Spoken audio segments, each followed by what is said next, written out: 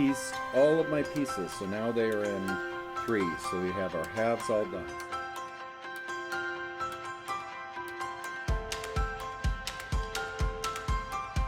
What I want to share is, of course, we have our pieces. I know we've gone over this.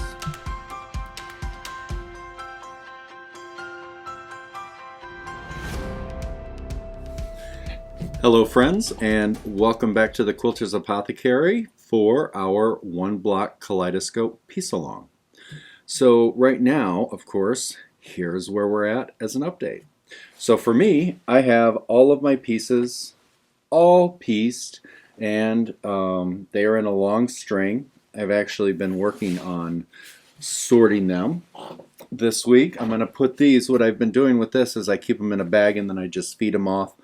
Cut two at a time. I make about a stack of 10 pairs and then I go ahead and press them, which I'm going to do right now.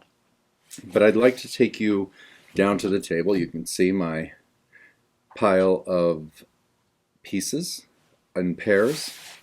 I'll put them in a bag. I've been feeding them from a bag that I have on the floor so they don't get dirty. And then of course what I do is I cut my pairs just like this, and then I make a pile of them, which I have off to the side. I have not changed my ironing board cover, which needs to be changed because we were working with the glue, of course, so I figured for this project I would go ahead and use it, and then I would replace it with some more silver ironing board cover, which I have to get some of because our local box store is going out of business, as a lot of you know. Now, what I want to share is, of course, we have our pieces. I know we've gone over this, but this is kind of what I'm doing. I set my seam.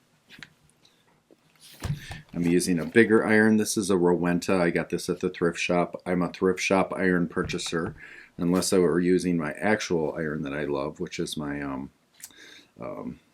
IV iron that I have, my Consew. So I'm going to now, remember on one side we want to make sure to press everything around clockwise. Around clockwise. No starch, no steam, no nothing. Fix that little guy right there. And then, of course, what I'm doing as I get my pairs, I look at this, I am going ahead at this point and I am sorting into stacks. And let me pull this stack over here. You can see I'm alternating how I'm setting them, so that way this one is facing this way, then that way, then this way, then that way, that way. They're easy to get to when I get to the next step. This is that tedious part, which is why I'm a little bit behind and not caught up with some of you. But this is the week for catch up. We've been busy doing some thread painting filming for the Patreon channel and those sorts of things, but we are back on track now that these are all pieced. I've been working and doing about 20 of the sewing pieces an evening once I get home from the studio. So I finally got those all sewn. And so today it's pressing everything.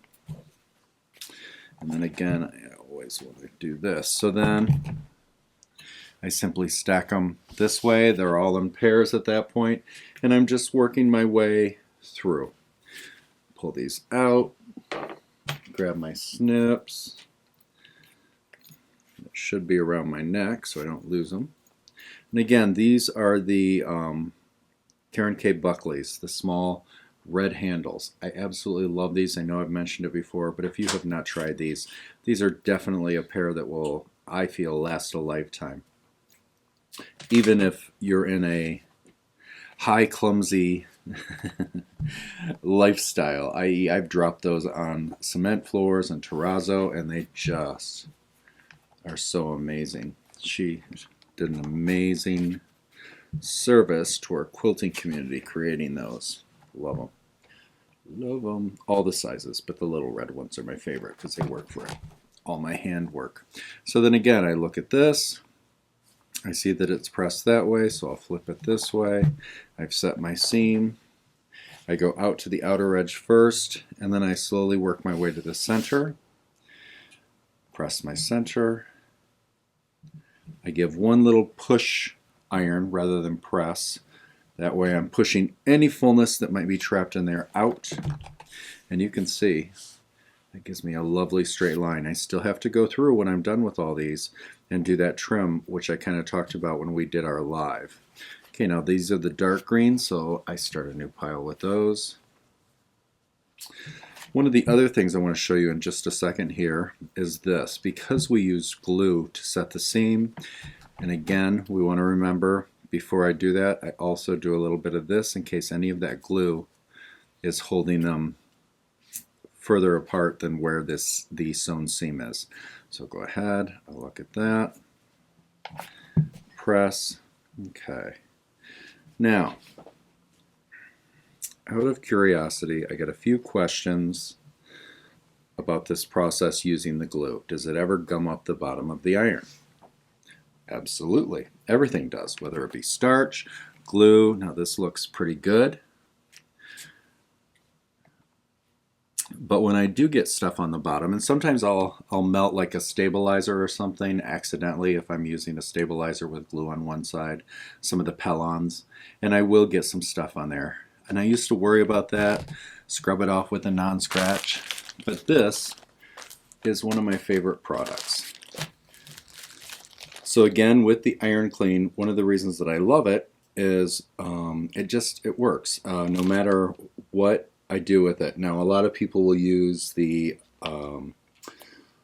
fabric softener sheets you throw in the dryer, and they work for some light stuff, but these are actually made, they have a little bit of a chemical on them that helps clean that right off, and I've never had anything not come off fairly quickly.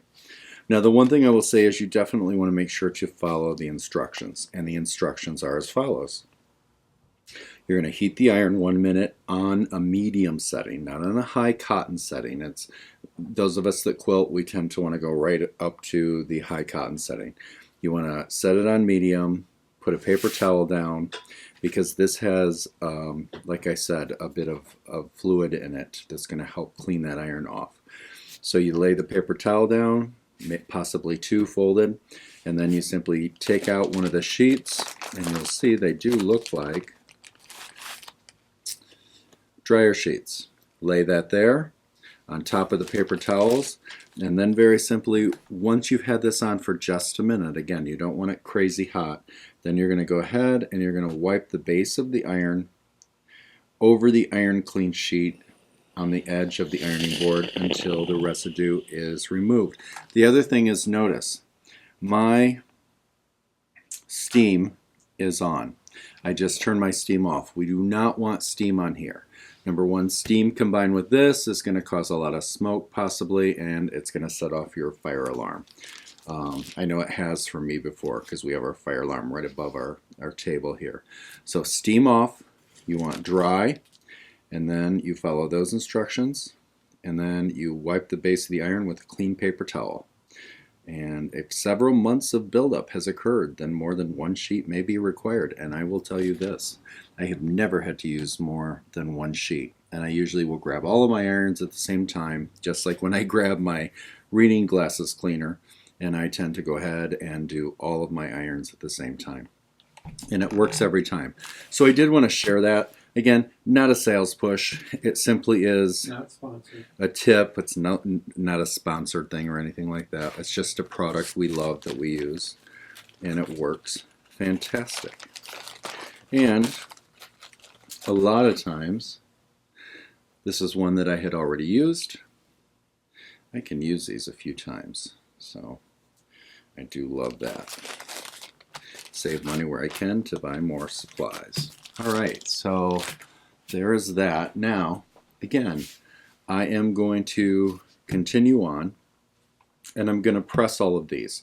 So here is how we're going to do our next video. So in our next video, which is going to be I'm pretty sure it's going to be next week unless we get sick or anything like that. But the next part of our video is we will be at the design wall with all of our pieces pressed.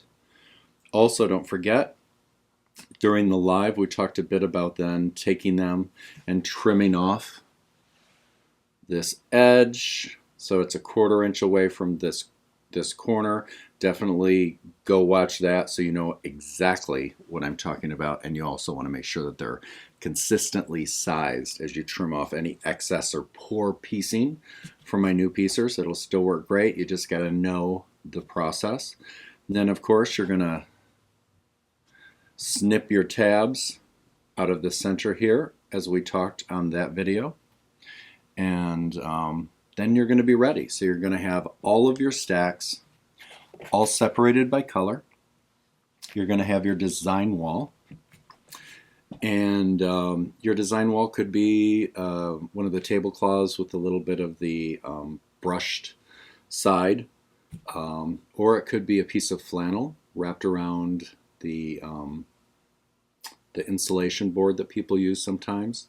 A lot of times some people have the slide projector things, and they put the flannel on that, remove the slide projector stuff, replace it with flannel, and have that on that. If you need a portable one because your studio doesn't take it, there are lots of choices. The one thing is for sure, you're going to need a bit of a space. If you don't have a design wall, then what you will probably be doing is doing it on a large surface like maybe your bed. Setting up your stacks. This is something you're going to want to do from start to finish.